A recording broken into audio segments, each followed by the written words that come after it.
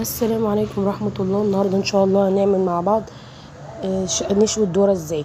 انا بجيبها واقشرها تمام واولع الفحم واقوم حطاها كده على الفحم بعد ما يطفي خالص، مش يبقى مولع نار، يطفي خالص تمام.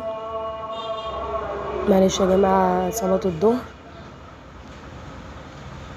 وافضل اقلب فيه يمين وشمال يمين وشمال عشان ما يتحرقش من مكان ومكان يكون لا،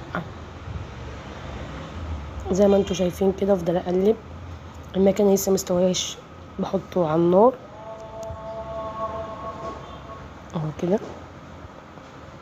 واللي استوى بقوم حطاه من على الاطراف، واللي ما استواش بحطه في النص.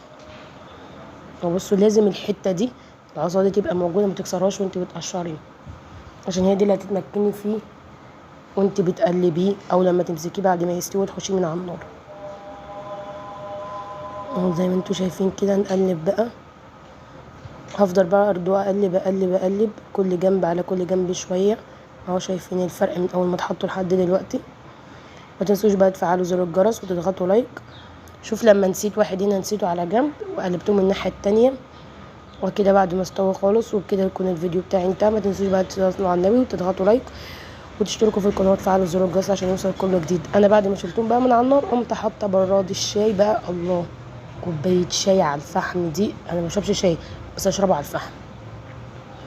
بصوا كده بنلفه بقى في الجراب بتاعه ده عشان يفضل يحتفظ بسخونته لحد ما يتاكل. وبكده الفيديو يكون انتهى.